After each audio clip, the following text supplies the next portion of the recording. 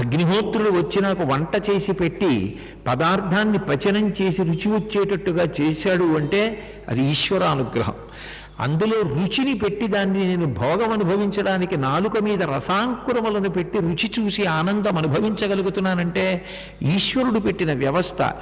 లోపలికి వెళ్ళిపోయినటువంటి పదార్థం పప్పు కూర పులుసు పచ్చడి కక్కితే నేనే తినను. అటువంటిది లోపల ఇన్ని కలిసిపోయిన పదార్థాన్ని ఆయన అహం వైశ్వానరో భూత్వా ప్రాణినాం దేహమాశ్రిత ప్రాణాపాన సమాయుక్తం పచాన్యన్నం చతుర్విధం, 4 విధాలైన ఆహారాన్ని పచనం చేసి జీర్ణం చేసి శక్తిగా మార్చి మిగిలిపోయిన పిప్పి దుర్గంధభూయిష్టమైతే 9 కన్నములు కొన్ని లక్షల రోమకూపములున్న దుర్వాసన బయటికి రాకుండా నిగ్రహించి తెల్లవారేటప్పటికి సంవరణీకండరములు సడలిపోయి మిగిలిపోయిన పిప్పి బయటికి వెళ్ళిపోయేటట్టు చేస్తున్నవాడు పరమాత్మ. ఆయన అనుగ్రహం లేని నాడు శరీరం ఎట్లా నడుస్తుంది అసలు? అందుకని భగవంతుని యందు భక్తితో చేసినటువంటి భావ పరంపరలు ఏ ఉన్నాయో అది భక్తి. దానికి పూజాగృహం ఒక్కటే పరిమితి ఎందుకు అవుతుంది? ఒక్క పూజా మందిరంలోనే ఎందుకు కూర్చోవాలి అంటే పూజ చెయ్యొద్దని నేను అంటలేదు. ఇక భగవంతుని యందు కృతజ్ఞతాభావం ఆగక ఆయనకి ఉపచారం చెయ్యడానికి పూజామందిరం. నా కొడుకు మీద నాకు చాలా ప్రేమండి అంటే అంత ప్రేమ ఉన్నప్పుడు కాకినాడలో దొరికే కొత్తపల్లి కొబ్బరి మామిడి పళ్ళు వేసవి కాలంలో హైదరాబాద్ వాడికి పంపించకుండా నేను ఎట్లా ఉండగలను? అంత ప్రీతి నీకు ఈశ్వరుని యందు ఉన్నప్పుడు, అన్నిటి యందు భగవంతుని యొక్క ఉపకారమును దర్శించినప్పుడు పూజ చెయ్యకుండా ఎట్లా ఉండగలవు? ఆయనకి ఉపచారం చేసి కృతజ్ఞత చెప్పకుండా ఎట్లా ఉండగలవు? అప్పుడు నీకు నిజానికి పూజా భక్తి అన్నమాట పూజా మందిరానికి ఎట్లా పరిమితం అవుతుంది? ఏది చేస్తున్నా ఈశ్వరుడు గుర్తొస్తాడు. ప్రహ్లాదోపాఖ్యానంలో ప్రహ్లాదుడి గురించి చెప్తూ అంటారు, పానీయంబులు త్రాగుచున్ కుడుచుచున్ భాషించుచున్ హాసలీలా నిద్రాదులు చేయుచున్ తిరుగుచున్ లక్షించుచున్ సంతత శ్రీనారాయణ పాద పద్మయుగళీ చింతామృతాస్వాద సంధానుండై మరచన్ సురారిసుతుడే తద్విశ్వమున్ భూవరా.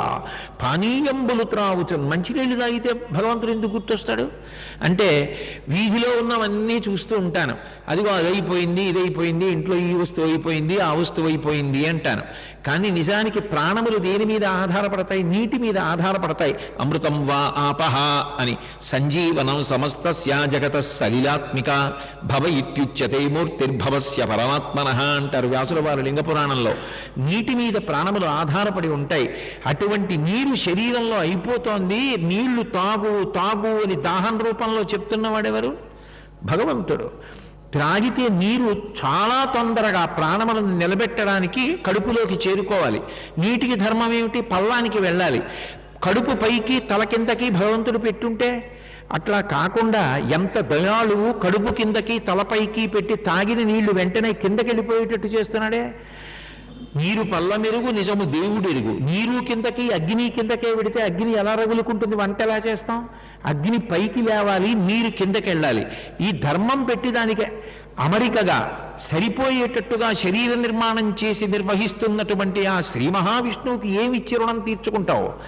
కాబట్టి ప్రహ్లాదుడికి ఏది చేసినా భగవంతుడు గుర్తొచ్చేవాడు. అది భక్తి తప్ప ఏదో ఒక్క పూజామందిరంలోకి వెళ్ళినప్పుడు మాత్రమే నాకు భగవంతుడి జ్ఞాపకానికి వస్తాడు కానంటే మిగిలిన సమయాల్లో భగవంతుడి జ్ఞాపకానికి రావడానికి అవకాశం ఎక్కడుంటుందన్న మాట అన్వయం అయ్యే అవకాశమే లేదు. ఎప్పుడూ జ్ఞాపకం వస్తాడు ఆ భక్తి ఉన్నవాడికి. అదిగో అటువంటి స్థితి కలిగి ఈశ్వర ప్రసాదంగా దేన్నైనా అనుభవిస్తున్నవాడెవరో వాడి యందు కల్మషములు ఉండే అవకాశం ఎక్కడుంది? విషంతో పాలిచ్చినదే కల్మషరహితమైపోతే ప్రేమతో అన్నీ భగవత్ప్రసాదమని అనుభవిస్తున్నవాడు చిట్ట చివరికి కష్టమే రానివ్వండి. ఏ జన్మలో ఎంత పాపం చేశానో ఇక్కడతో తీసేశాడు. కానీ ఈశ్వర నీ పాదముల యందు భక్తి మాత్రం తొలగిపోకుండా